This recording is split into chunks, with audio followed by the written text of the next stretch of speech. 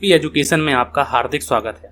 आज की क्लास में हम लोग बात करने वाले हैं बिहार एस्टेट 2024 के बारे में बात करने वाले हैं। और जैसा कि मैंने आप लोगों को बताया हुआ है कि हम लोग मैनेजमेंट अकाउंटिंग को हम लोग अच्छी तरीके से MCQ टाइप 1 बाय 1 जो टॉपिक वाइज हैं उनको हम लोग कवर करने की पूरी कोशिश करने वाले हैं।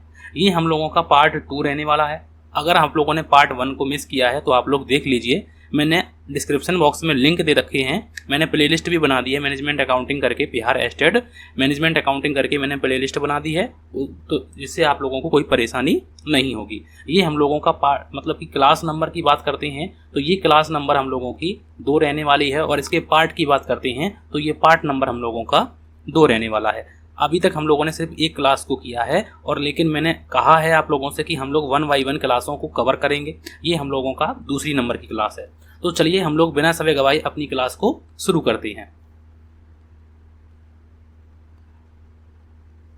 क्वेश्चन नंबर, सबसे पहले क्वेश्चन नंबर की बात करेंगे। और बच्चों ने कहा था कि इंग्लिश में भी लाइए, तो मैंने इंग्लिश में भी कोशिश की है, बस थोड़ा सा प्रयास किया है आप लोगों के लिए। अगर आप लोगों को अच्छा लगता है तो प्लीज़ आप लोग लाइक तो कर ही सकते हैं, तो लाइक कर दिया करें और चैनल को सब्सक्राइब करवाएं, ज़्यादा से ज़्यादा लोगों को शेयर करें, ठीक है, और खुद भी सब्सक्राइब करें।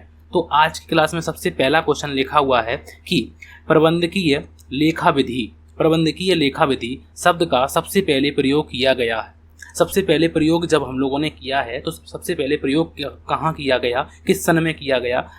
अगर हम लोग बात करते हैं इंग्लिश में भी क्वेश्चन को, जिससे इंग्लिश में समझ में आता है कि इंग्लिश में क्वेश्चन क्या पूछा है। हो सकता है कुछ बच्चों को हिंदी में ना आता हो, तो लेकिन मैंने एक छोटी सी कोशिश की है वो इसके इंग्लिश के लिए, ठीक है। The term management accounting was first use in, तो मैनेजमेंट अकाउंटिंग जो फर्स्ट यूज इन कहाँ पर हुई, मतलब कि किस सन में हुई थी। 1945 में, 1950 में, 1960 में या फिर 1955 में। तो मैनेजमेंट का आपको लोगों को बताना है कि जो मैनेजमेंट जो है, प्रबंधकीय लेखाविधि जो शब्द है, वो सबसे पहले प्रयोग कहाँ पर हुआ था और किस सन में हुआ था, ये आप लोगों को बताना है।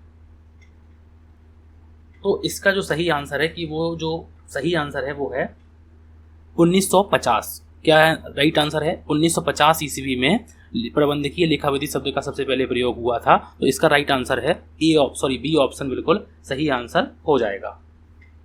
उसके बाद नेक्स्ट क्वेश्चन में लिखा हुआ है कि प्रबंधकीय जो लेखाविधि है, नेक्स्ट क्वेश्चन की बात अगर हम लोग करते हैं, और नेक्स्ट क्वेश्चन में लिखा हुआ है, नेक्स्ट क्वेश्चन की अगर हम लोग बात करते हैं, क्वेश्चन नंबर 2 में लिखा हुआ है कि क्वेश्चन नंबर 2 की बात करते हैं।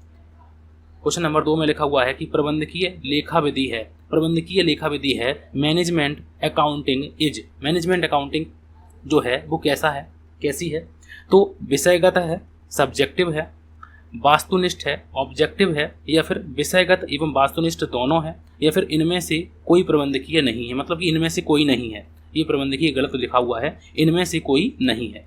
तो इसका सही आंसर जो है वो आप लोगों को बताना है कि प्रबंधकीय लेखाविधि है विषयगत है, वास्तुनिष्ठ है, विषयगत और वास्तुनिष्ठ दोनों है, या फिर इनमें से कोई नहीं। ठीक, तो इसका सही आंसर आप लोगों को बताना है कि इसका सही आंसर क्या हो जाएगा।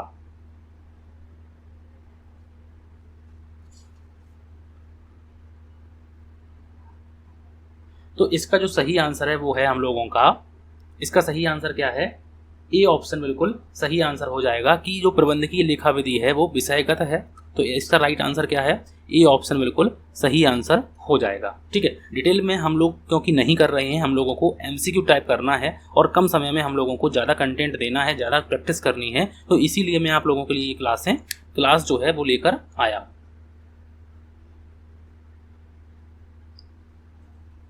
नेक्स्ट क्वेश्चन की बात करते हैं, और क्वेश्चन नंबर में लिखा हुआ है, क्वेश्चन नंबर की बात करते हैं, और क्वेश्चन नंबर 3 में लिखा हुआ है कि प्रबंधन लेखांकन संबंधित है, प्रबंधन लेखांकन संबंधित है management accounting is related to, management accounting is related to किससे संबंधित है, तो लेखांकन समंकों के अभिलेखन से संबंधित है, रिकॉर्डिंग टू अकाउंटिंग डाटा, या फिर लागत समंकों के अभिलेखन से संबंधित है, अकॉर्डिंग टू कॉस्टिंग डाटा, या फिर लेखांकन समंकों के प्रस्तुतिकरण से संबंधित है, या फिर इन सभी से संबंधित है। तो प्रबंधन लेखांकन जो है, प्रबंधन लेखांकन management accounting is related to, तो किससे रिलेटेड है, तो इसका सही आंसर जो है वो आप लोगों को बताना है।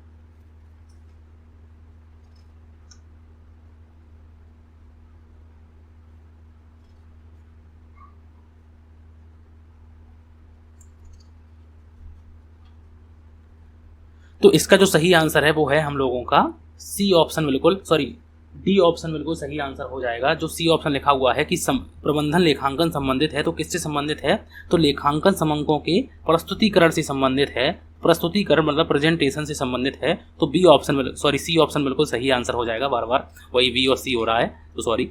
तो इसका सही आंसर है सी ऑप्शन बिल्कुल सही आंसर हो जाएगा कि प्रबंधन लेखांकन जो संबंधित है तो वो लेखांकन समंकों की प्रस्तुतिकरण से संबंधित है। तो इसका राइट आंसर है सी ऑप्शन बिल्कुल सही आंसर हो जाएगा। ठीक है, तो अगर हम लोग बात करते हैं कि प्रबंधन लेखांकन की विशेषताओं के बारे में, प्रबंध लेखांकन विधि अगर हम लोग बात करते हैं प्रबंध लेखा विधि की विशेषताएं, प्रबंध लेखा विधि की विशेषताएं, प्रबंध लेखा विधि की विशेषताएं, प्रबंध लेखा विधि की विशेषताएं। तो यहाँ पर अगर हम लोग बात करते हैं तो विशेषता क्या है। पहली विशेषता जो है कि प्रबंध जो है विज्ञान और कला दोनों है, प्रबंध लेखा विधि जो है वो विज्ञान और कला दोनों है। तो पहली विशेषता क्या है, विज्ञान और कला दोनों है। तो अगर आप लोगों को इस प्रकार से पढ़ना है, डिटेल में भी पढ़ना है तो आप लोग बता दीजिए, और नहीं पढ़ना है तो कोई बात नहीं, आप लोग ये तो कह सकते हैं कि आप ऐप से ही क्लासें प्रॉपर करते रहिए। ठीक है, तो एमसीक्यू टाइप में ही चलती रहेंगी क्लासें, कोई दिक्कत नहीं है। जब समय बचेगा हम लोगों के पास एक्स्ट्रा, तब हम लोग इसके डिटेल में भी क्लासें कर लेंगे। इस प्रकार से करेंगे, एक एक बात को आप लोगों को क्लियर करेंगे।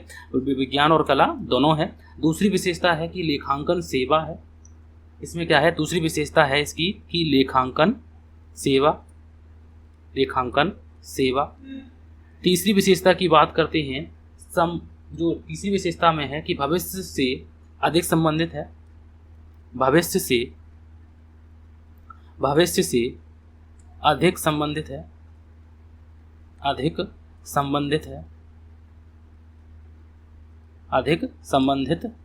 ठीक है, तो इस प्रकार से ये विशेषताएं हैं। और भी विशेषताएं हैं, चयनात्मक प्रकृति है। कैसी प्रकृति है, चयनात्मक प्रकृति है। चयनात्मक, जब हम डिटेल में अगर आएंगे ना तो इनको भी मैं आप लोगों को बताऊंगा। चयनात्मक प्रकृति क्या है, इसके अंदर क्या बातें हैं, तो उनको भी हम लोग बताएंगे। लेकिन फिलहाल हम लोग इनके जो एमसीक्यू टाइप में उनको हम लोगों को करना है। पहले प्रायोरिटी हम लोगों की इनकी रहने वाली है। तो इस क्वेश्चन का सही आंसर आप लोग बता दीजिए। चौथे नंबर का सही आंसर आप लोग बता दीजिए कि फोर्थ ऑफ जो क्वेश्चन है उसका सही आंसर क्या हो जाएगा।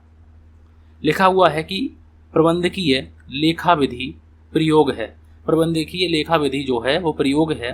तो the use of management accounting is, तो प्रबंधकीय लेखा विधि का प्रयोग हम लोग क्या करते हैं, वैधानिक रूप से बाध्यकारी है, लीगली जो है वो लीगल है, अनिवार्य है, ऐच्छिक है, या फिर कुछ उपक्रमों के लिए अनिवार्य है और अन्य के लिए ये ऐच्छिक है। तो प्रबंधकीय लेखांकन का जो प्रयोग है वो वैधानिक रूप से बाध्यकारी है, या फिर अनिवार्य है, या फिर सी ऑप्शन है ऐच्छिक है, या फिर कुछ उपक्रमों के लिए अनिवार्य है और अन्य के लिए ये ऐच्छिक है। तो इसका सही आंसर जो है वो आप लोगों को बताना है। तो इसका जो सही आंसर है कि जो प्रबंधकीय लेखांकन का जो प्रयोग है वो कैसा है, तो वो ऐच्छिक है। तो इसका सही आंसर जो है वो हो जाएगा सी ऑप्शन, बिल्कुल सही आंसर हो जाएगा।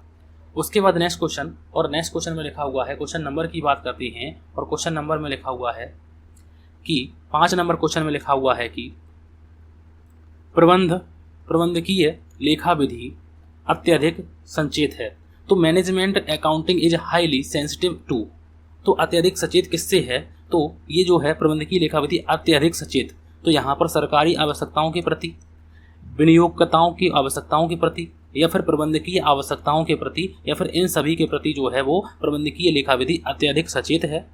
तो इसका सही आंसर जो है वो आप लोगों को बताना है।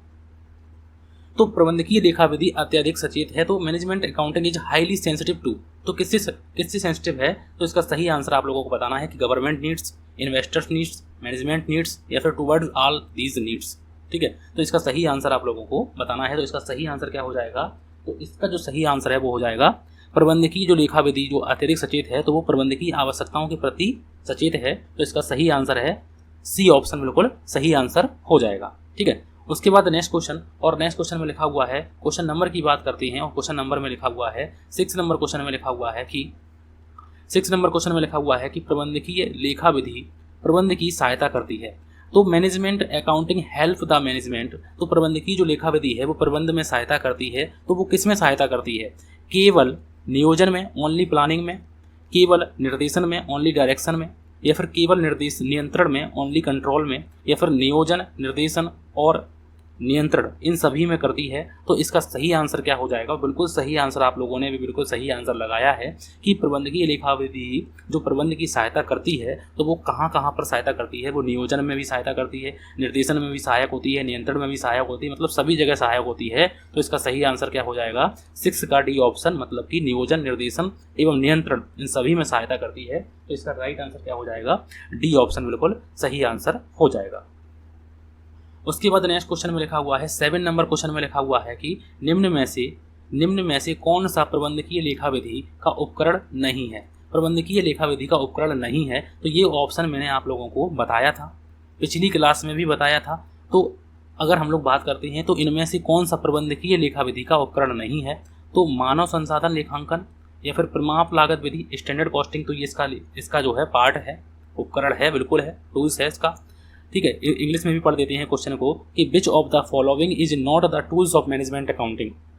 तो which of the following is not the tools of management accounting, तो वो ह्यूमन रिसोर्स अकाउंटिंग है, स्टैंडर्ड कॉस्टिंग है, बजटरी कंट्रोल है, या फिर डिसीजन अकाउंटिंग है। तो इसका सही आंसर आप लोगों को बताना है कि निम्न में से कौन सा प्रबंधकीय लेखा विधि का उपकरण नहीं है। तो याद रखिएगा कि इसमें जो है इसका सही आंसर क्या हो जाएगा कि परिमाप जो स्टैंडर्ड कॉस्टिंग है वो तो पार्ट है, बजटरी कंट्रोल बिल्कुल पार्ट है, बजट हम लोग बजट को आप लोगों को बताएंगे। ठीक है, तो डिसीजन अकाउंटिंग ये भी इसका पार्ट है। तो इसका राइट आंसर क्या हो जाएगा? तो इसका राइट आंसर हो जाएगा मानवीय संसाधन लेखांकन जो है वो इसका पार्ट नहीं है। तो इसका राइट आंसर क्या हो जाएगा? तो इस क्वेश्चन का सही आंसर क्या हो जाएगा? ए ऑप्शन बिल्कुल सही आंसर हो जाएगा। ठीक है, तो इसका राइट आंसर क्या हो जाएगा? ए ऑप्शन बिल्कुल सही आंसर हो जाएगा। ठीक है, अगर क्वेश्चन आप लोगों को अच्छे लग रहे हैं तो प्लीज़ आप लोग लाइक कर दीजिए। ठीक है, आगे हम लोग आगे देखते हैं क्वेश्चन में क्या लिखा हुआ है नेक्स्ट क्वेश्चन में। और क्वेश्चन में लिखा हुआ है 8 नंबर क्वेश्चन में लिखा हुआ है कि प्रबंधकीय लेखांकन मूलतः संबंधित है, management accounting is basically concurrent with, तो इससे संबंधित है। तो प्रबंधकीय लेखांकन मूलतः किससे संबंधित है? चयन की समस्या से, कारण परिणाम संबंधों से, या फिर व्यवहारों के अभिलेखन से, या फिर केवल ए और बी दोनों? केवल ए और बी। प्रबंधकीय लेखांकन मूलतः संबंधित है, तो प्रबंधकीय लेखांकन मूलतः किससे संबंधित है? चयन की समस्या से, कारण परिणाम संबंधों से, व्यवहारों के अभिलेखन से, या फिर ए और बी दोनों? तो इसका राइट आंसर जो है बिल्कुल सही आंसर है कि व्यवहारों में अभिलेखन तो हम लोगों का ये तो अकाउंटिंग का पार्ट है, ये फाइनेंशियल अकाउंटिंग का पार्ट है, फाइनेंशियल अकाउंटिंग का पार्ट है। तो यहाँ पर जो ए और बी दोनों हैं तो इसका राइट आंसर क्या हो जाएगा? डी ऑप्शन बिल्कुल सही आंसर हो जाएगा कि प्रबंधकीय जो लेखांकन है, प्रबंध मतलब मैनेजमेंट अकाउंटिंग, और मैनेजमेंट हम लोगों को चयन में होगा, चयन करेंगे, कारण और परिणाम, कॉजेज एंड इफेक्ट रिलेशनशिप, तो इसमें भी हम लोगों का होगा। तो इसका राइट आंसर होगा डी ऑप्शन बिल्कुल सही आंसर हो जाएगा क्योंकि उसमें दोनों ऑप्शन है। ठीक है, ए और बी दोनों। ठीक है, उसके बाद नेक्स्ट क्वेश्चन, और नेक्स्ट क्वेश्चन में लिखा हुआ है, क्वेश्चन की बात करते हैं और क्वेश्चन नंबर में लिखा हुआ है नेक्स्ट में, क्वेश्चन नंबर की बात करते हैं और 9 नंबर में लिखा हुआ है कि 9 नंबर क्वेश्चन में लिखा हुआ है कि प्रबंधकीय लेखा विधि एक फ्रेमवर्क है, management accounting is a framework for, management accounting is a framework for, तो प्रबंधकीय लेखा विधि एक फ्रेमवर्क है, तो किसका? लेखांकन के लिए, लागत लेखांकन के लिए, निर्णयन के लिए, या फिर प्रबंध के लिए? तो इस क्वेश्चन का तो आंसर आप लोग भी दे सकते हैं बिल्कुल सही आंसर करके कि प्रबंधकीय लेखा विधि एक फ्रेमवर्क है। तो प्रबंधकीय लेखा विधि एक फ्रेमवर्क है, किसका फ्रेमवर्क है? अकाउंटिंग का है, कॉस्टिंग का है, डिसीजन मेकिंग का है, या फिर मैनेजमेंट का है? तो बिल्कुल सही आंसर आप लोगों ने बताया है। तो ये जो है तो ये निर्णयन का है, याद रखिए, बहुत से लोग मैनेजमेंट का करेंगे तो यहाँ पर गलत हो जाएंगे। तो इसका राइट आंसर क्या है? तो इसका जो राइट आंसर है वो है निर्णयन के लिए, और ये क्वेश्चन पूछा हुआ क्वेश्चन है। ठीक है, IMP ये क्वेश्चन है, इसको आप लोग IMP कर लीजिए। ठीक है, तो ये क्वेश्चन पूछा हुआ क्वेश्चन है, ठीक है। और रहा आप लोगों ने कहा है कि बिहार एस्टेट जो प्रीवियस ईयर में क्वेश्चन पेपर जो हुआ है, जो पेपर हुआ है, उसकी भी मैं प्रीवियस ईयर पेपर आप लोगों को पूरी डालने की कोशिश करूंगा। आप लोगों ने कमेंट किया है तो वो मैं बिल्कुल करूंगा, ठीक है। क्वेश्चन नंबर की बात करते हैं 10 नंबर क्वेश्चन में, और 10 नंबर क्वेश्चन में लिखा हुआ है कि प्रबंधकीय लेखांकन की विचारधारा के प्रवर्तक कौन है। प्रबंधकीय लेखांकन की विचारधारा के प्रवर्तक, ये भी क्वेश्चन आप लोग IMP कर लीजिए क्योंकि अच्छा क्वेश्चन है, ठीक है। तो प्रबंधकीय लेखांकन की विचारधारा के प्रवर्तक कौन है, तो ये भी क्वेश्चन मैंने बताया था, ये बेट्टी लिखा हुआ है, बेट्टी, ठीक है। Who is the originator of management accounting concept, तो याद रखिए कि वो जेम्स एच विल्स साहब हैं। तो बी ऑप्शन बिल्कुल सही आंसर हो जाएगा, क्योंकि मुझे और राइटर नहीं बताने आप लोगों को कि ऑप्शन देके कंफ्यूज करें। तो हम लोग सीधी सी बात याद रखेंगे कि प्रबंधकीय लेखांकन की विचारधारा के प्रवर्तक कौन है, तो जेम्स एच विल्स साहब हैं। तो इसका राइट आंसर क्या हो जाएगा, तो इसका जो राइट आंसर है वो हो जाएगा बी ऑप्शन बिल्कुल सही आंसर हो जाएगा, ठीक है। उसके बाद नेक्स्ट क्वेश्चन, और नेक्स्ट क्वेश्चन में लिखा हुआ है, क्वेश्चन नंबर की बात करते हैं, और क्वेश्चन नंबर में लिखा हुआ है 11 नंबर क्वेश्चन में लिखा हुआ है कि प्रबंधन लेखांकन का संबंध और खाली स्थान लिखा हुआ है। यहाँ पर ये जो लिखा हुआ है ये खाली स्थान है से समंक से। यहाँ पर ये क्वेश्चन को हम लोग दोबारा से आप लोगों के लिए लिख देते हैं क्योंकि यहाँ पर थोड़ा सा एरर है, ठीक है। यहाँ पर लिखेंगे कि प्रबंधन लेखांकन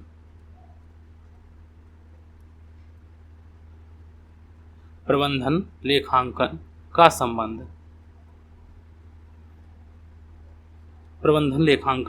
संबंध, खाली स्थान, ये खाली स्थान है, से समंक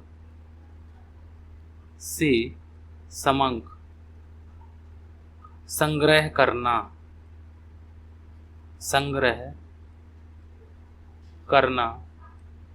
है। तो प्रबंध लेखांकन का जो संबंध है वो प्रबंध लेखांकन का संबंध खाली स्थान से समंक संग्रह करना है, आंतरिक स्रोतों से, बाहरी स्रोतों से, आंतरिक और बाहरी दोनों स्रोतों से, या फिर इनमें से कोई नहीं। इंटरनल सोर्सेस ऐसे कैसे हैं, ठीक है। इंग्लिश में भी पढ़ देता हूँ कि management accounting is concurrent with collection data. तो कौन सी डाटा से कलेक्शन करते हैं हम लोग, इंटरनल सोर्सेज से, एक्सटर्नल सोर्सेज से, या फिर एक्सटर्नल और इंटरनल दोनों से, या फिर इनमें से कोई नहीं। तो इसका जो सही आंसर है कि प्रबंधन लेखांकन का जो संबंध है और वहाँ पर समंक से संग्रह करना है, तो वहाँ पर आंतरिक और बाहरी दोनों स्रोतों से हम लोग समंक जो है, डाटा जो है वो कलेक्ट करते हैं। तो इसका राइट आंसर है सी ऑप्शन बिल्कुल सही आंसर हो जाएगा।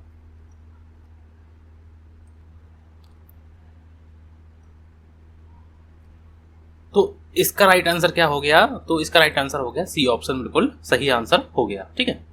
उसके बाद नेक्स्ट क्वेश्चन की तरफ चलते हैं हम लोग, और नेक्स्ट क्वेश्चन में लिखा हुआ है कि 12 नंबर क्वेश्चन में लिखा हुआ है कि निम्नलिखित में से कौन सी गतिविधि वित्तीय लेखांकन सूचना प्रणाली से संबंधित नहीं है। तो निम्नलिखित में से कौन सी गतिविधि जो है वो वित्तीय लेखांकन सूचना प्रणाली से संबंधित नहीं है। इंग्लिश में भी देख लेते हैं कि which of the following activity is not associated with financial accounting information system.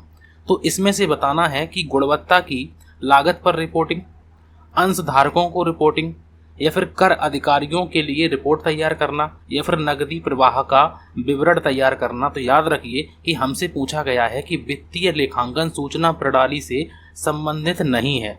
तो संबंधित नहीं है तो अंशधारकों को रिपोर्टिंग करना तो भाई संबंधित है, कर अधिकारियों के लिए रिपोर्ट तैयार करना ये भी है, नगद प्रवाह का विवरण तैयार करना जैसे हम लोग कैश फ्लो स्टेटमेंट है, फंड फ्लो स्टेटमेंट है, तो ये भी हम लोगों को वित्तीय लेखांकन सूचना प्रणाली से संबंधित है।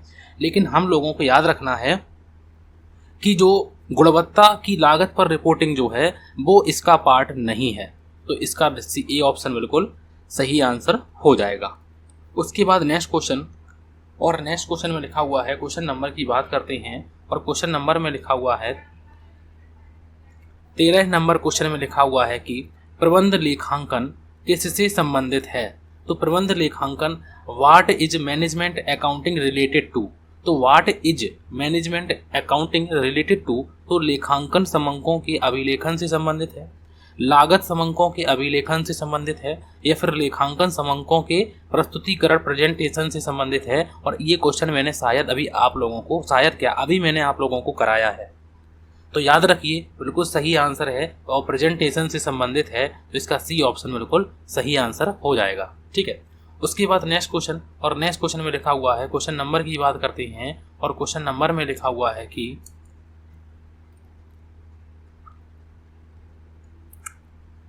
14 नंबर क्वेश्चन में लिखा हुआ है कि एक केंद्र जहां प्रबंधक बिक्री के लिए जिम्मेदार है वो कहलाता है। कौन सा जो है वो केंद्र कहलाएगा? एक केंद्र का मतलब होता है कि a centre where the manager is responsible for sale is called. तो यहाँ पर बात आती है कि लागत केंद्र से संबंधित है वो, आय केंद्र से, निवेश केंद्र से या फिर विक्रय से। तो इसका सही आंसर है, तो इसका जो सही आंसर है वो क्या हो जाएगा? तो इसका सही आंसर हो जाएगा कि एक केंद्र जहां प्रबंधक बिक्री के लिए जिम्मेदार है, तो वो कौन सा केंद्र है? तो वो आय केंद्र है। याद रखिए कि बिक्री से संबंधित हो, बिक्री से क्या होगी? आय की बात होगी, यहाँ पर इनकम की बात हम लोग करेंगे। तो इसका बी ऑप्शन बिल्कुल सही आंसर हो जाएगा। ठीक है, उसके बाद नेक्स्ट क्वेश्चन, और नेक्स्ट क्वेश्चन में लिखा हुआ है, क्वेश्चन नंबर की बात करते हैं, और क्वेश्चन नंबर में लिखा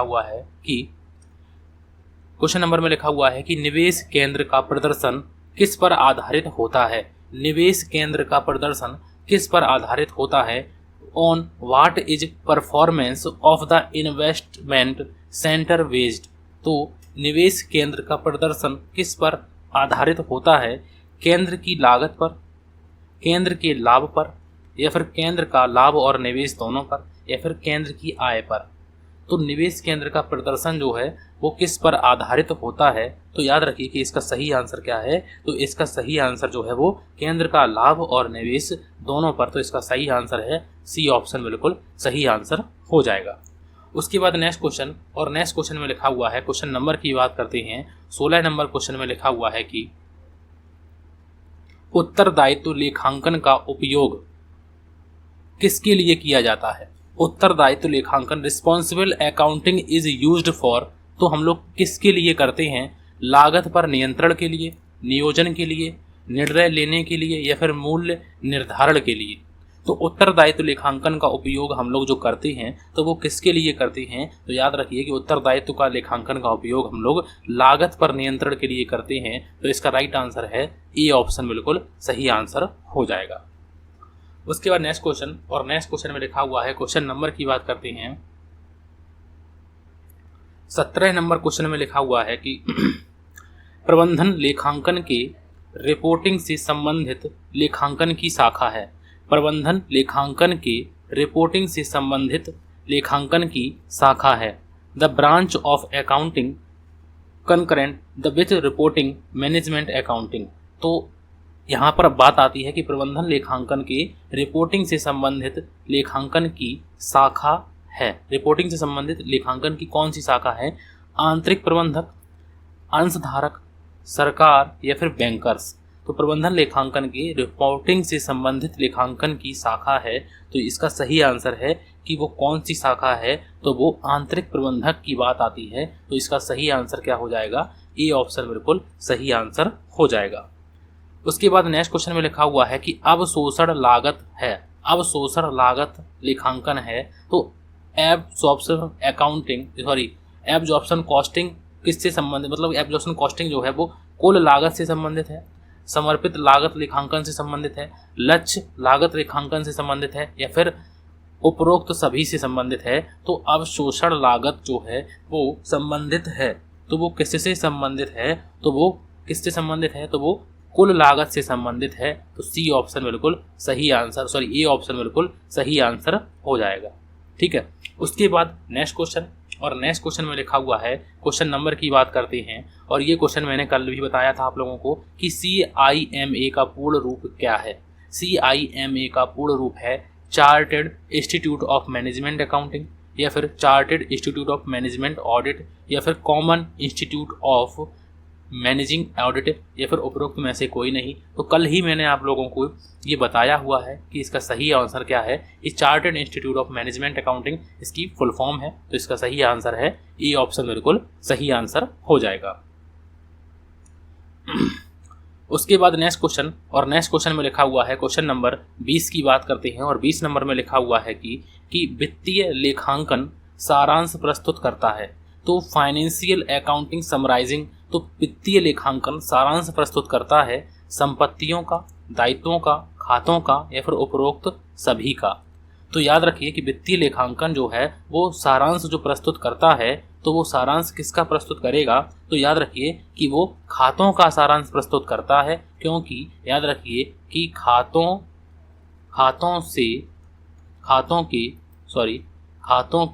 खातों के शेषों से क्या बनाते हैं? तलपट बनाते हैं। और तलपट से क्या बनाते हैं? अंतिम खाते बनाते हैं और उसी में हम लोग बैलेंस शीट भी बनाते हैं। तो याद रखिए कि इसके खातों का सारांश प्रस्तुत करता है। तो इसका सही आंसर है सी ऑप्शन, बिल्कुल सही आंसर हो जाएगा। उसके बाद नेक्स्ट क्वेश्चन, और नेक्स्ट क्वेश्चन में लिखा हुआ है, क्वेश्चन नंबर की बात करते हैं। और क्वेश्चन नंबर में लिखा हुआ है कि 21 नंबर क्वेश्चन में लिखा हुआ है कि खाली स्थान प्रबंध लेखा विधि का उपकरण नहीं है।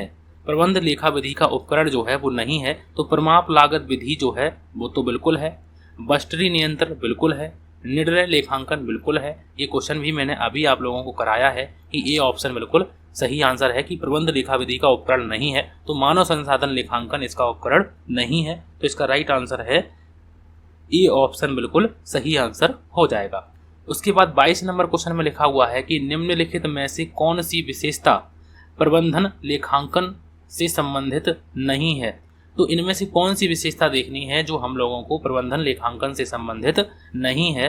तो भविष्य की गतिविधि के बारे में जानकारी और अनुमान प्रदान करना, या फिर विशिष्ट उद्देश्य वित्तीय विवरण और रिपोर्टिंग करना, या फिर दायरे में बहुविषयक वित्तीय और परिचालन डेटा प्रदान करता है, या फिर मानक बाहरी तौर पर थोपे गए हैं। तो इसका सही आंसर है कि इनमें से कौन सी विशेषता जो है वो प्रबंधन लेखांकन से संबंधित नहीं है।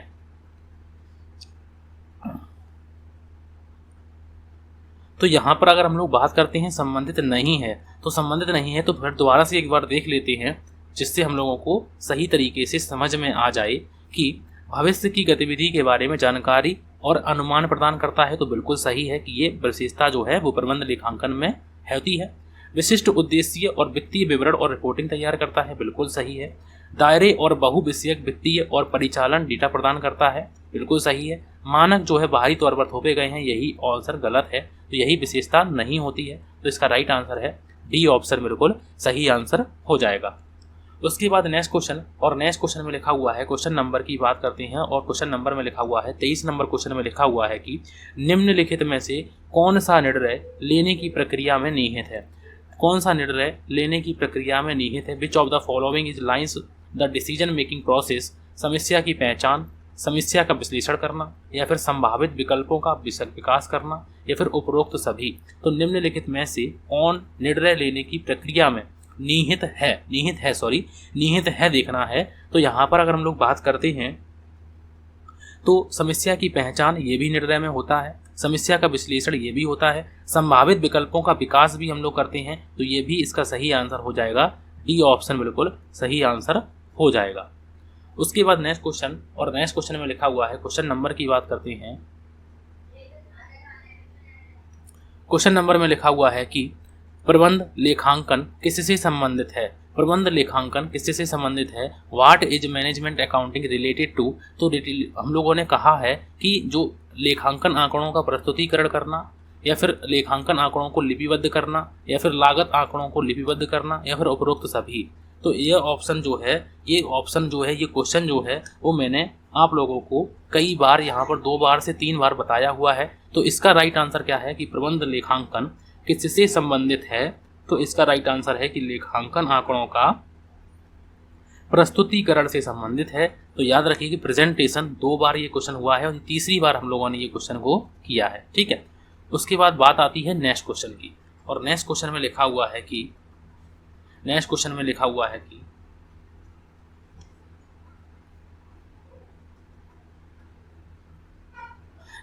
लिखा हुआ है कि खाली स्थान प्रबंधन लेखांकन का एक महत्वपूर्ण उपकरण और तकनीक है।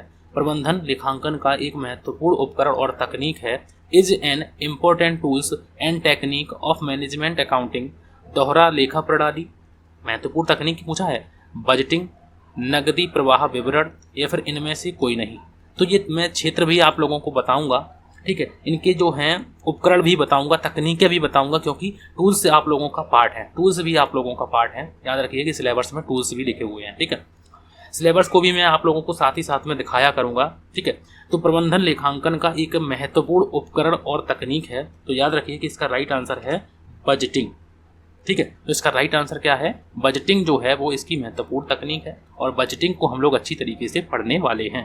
ठीक है, बजटिंग के क्वेश्चन भी आप लोगों को एमसीक्यू में, बजटिंग के क्वेश्चन भी मैं आप लोगों को अलग से कराऊंगा, भले ही आप लोगों के सिलेबस में ना हो। ठीक है, वो भी कराऊंगा, क्योंकि हो सकता है अलग से कुछ एडिशनल क्वेश्चन भी पूछे जाते हैं। ठीक है, जो सिलेबस में गिवन ना भी हो तो भी पूछे जाते हैं। ठीक है, प्रबंधन लेखांकन की कोई तकनीक नहीं है, प्रबंधन लेखांकन की कोई तकनीक नहीं है, तो कंपनी के अंतिम खाते, निधि प्रवाह विवरण, उत्तरदायित्व लेखांकन, या फिर सम विच्छेद विश्लेषण।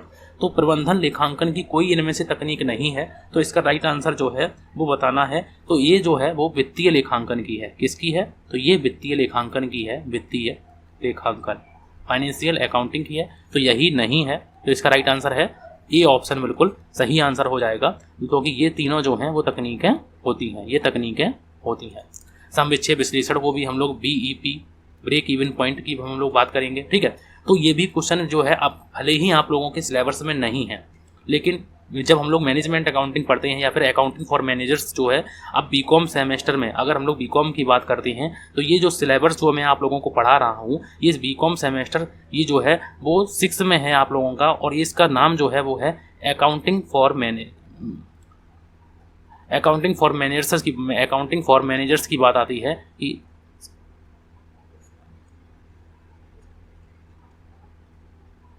Accounting for managers.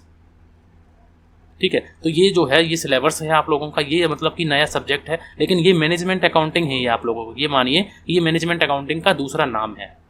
ठीक है, अगर आप लोग बीकॉम भी करते हैं तो आप लोग याद रखिएगा। ठीक है, तो आगे बढ़ते हैं और नेक्स्ट क्वेश्चन में लिखा हुआ है कि, नेक्स्ट क्वेश्चन की बात करते हैं। 27 नंबर क्वेश्चन में लिखा हुआ है कि निम्नलिखित में से कौन सा प्रबंधन लेखांकन के मुख्य फोकस का वर्णन नहीं करता है?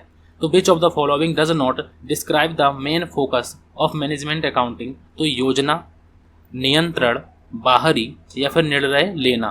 तो इनमें से कौन सा जो है वो प्रबंधन लेखांकन के मुख्य फोकस का वर्णन नहीं करता है? मुख्य फोकस का वर्णन नहीं करता है। तो याद रखिए कि बाहरी जो है वो इसका वर्णन नहीं करता है। तो इसका राइट आंसर है सी ऑप्शन, बिल्कुल सही आंसर हो जाएगा। उसके बाद नेक्स्ट क्वेश्चन, और नेक्स्ट क्वेश्चन में लिखा हुआ है, क्वेश्चन नंबर की बात करते हैं, और क्वेश्चन नंबर में लिखा हुआ है 28 नंबर क्वेश्चन में लिखा हुआ है कि प्रबंधकीय लेखा विधि है, मैनेजरियल अकाउंटिंग विषयगत है, वस्तुगत है। ए और बी दोनों है। जब पहला क्वेश्चन ही कराया था तो यही क्वेश्चन है, बस थोड़ा सा लैंग्वेज अलग है। तो इसका राइट आंसर है जो है वो विषयगत है, क्योंकि समय खराब नहीं करना है। एक ही क्वेश्चन पर बार बार अगर हम लोग देखेंगे तो वो समय नहीं है, लेकिन क्वेश्चन एक ही है, याद रखिए क्वेश्चन एक ही है।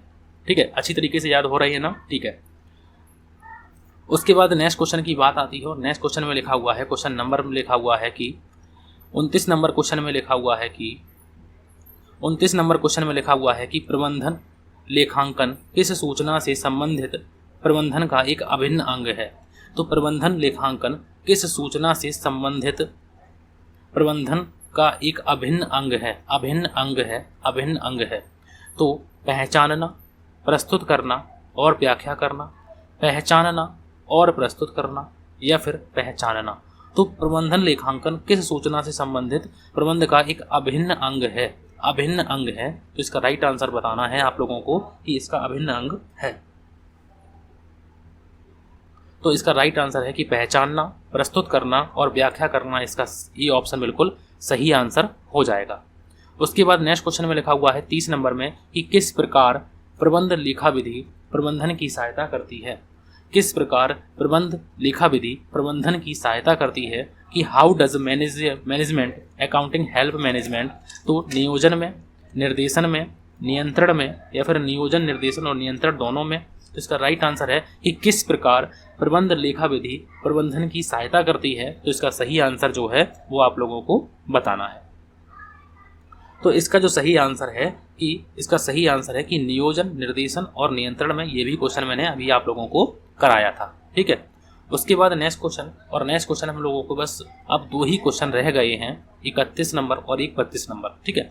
प्रबंधन लेखांकन किससे संबंधित है। रणनीति तैयार करना, गतिविधियों की योजना बनाना और नियंत्रित करना, या फिर संसाधनों के उपयोग का अनुकूलन करना, या फिर उपरोक्त में से कोई नहीं। तो प्रबंधन लेखांकन किससे संबंधित है। तो प्रबंधन लेखांकन जो है वो, इसकी बात आती है कि प्रबंधन लेखांकन जो है वो, इसमें लिखा हुआ है कि उपरोक्त सभी, ये ऑप्शन जो है ये लिखा हुआ है डी ऑप्शन में, उपरोक्त सभी। तो इसका राइट आंसर क्या हो जाएगा। इसका राइट आंसर जो है वो यही इसका राइट आंसर हो जाएगा, ठीक है। तो इसके राइट आंसर क्या हो जाएगा, उपरोक्त सभी, मतलब कि रणनीति तैयार करना, गतिविधियों की योजना बनाना और नियंत्रित करना और संसाधनों के उपयोग का अनुकूलन करना। इसका राइट आंसर है डी ऑप्शन, बिल्कुल सही आंसर हो जाएगा। उसके बाद नेक्स्ट क्वेश्चन और आज का हम लोगों का आखिरी क्वेश्चन लिखा हुआ है कि प्रबंधन लेखांकन का उपयोग है। प्रबंधन लेखांकन का उपयोग अनिवार्य है, वैकल्पिक है, आदेशात्मक है या फिर उपरोक्त सभी है। तो प्रबंधन लेखांकन का उपयोग है the use of management accounting is. तो इसका राइट आंसर आप लोगों को बताना है कि इसका राइट आंसर वैकल्पिक है या ऐच्छिक है। तो वो भी ऑप्शन मैंने ये भी क्वेश्चन आप लोगों को कराया था, ठीक है। तो देखो, मैनेजमेंट अकाउंटिंग में हम लोग जो किया है, अगर हम लोग बात करते हैं तो हम लोगों ने MCQ टाइप में किया है। अगर आप लोगों को लगता है कि इनकी डिटेल क्लास भी मिलनी चाहिए तो मैं डिटेल क्लास भी लेकर आऊँगा, लेकिन हो सकता है आप लोगों को कि MCQ थोड़ा सा लेट हो जाए। तो हम लोग ये सोच रहे हैं, मेरी सोच ये है कि अभी फ़िलहाल आप लोग इनकी MCQ टाइप की जो प्रैक्टिस है वो ज़्यादा से ज़्यादा करते रहिए, ठीक है। और अच्छी तरीके से अपनी क्लासों को, ये क्लास जो है वो देखते रहिए, ज़्यादा से ज़्यादा लोगों को शेयर करते रहिए, जिससे और भी बच्चों का भला हो सके। क्योंकि एस्टेट हम तो चाहते हैं कि जितने बच्चे भी रहे सभी का पास हो जाए, ठीक है। और कंपटीशन में बैठे सभी लोग, सभी को नौकरी मिले, ये मेरी दुआएं हैं, ठीक है। तो बस आप लोगों से इतनी सी रिक्वेस्ट है कि आप लोग यूट्यूब पर या पेड बैचेस में पढ़ते हैं, अच्छी बात है, लेकिन सेल्फ स्टडी भी जरूर करें। क्योंकि मोस्ट स्टडी सेल्फ स्टडी होती है, तो उसको जरूर करें, ठीक है। तो आज की क्लास अगर अच्छी लगी तो प्लीज़ आप लोग लाइक करें, शेयर करें और सब्सक्राइब करें। तो आज की क्लास के लिए थैंक यू फॉर वॉचिंग।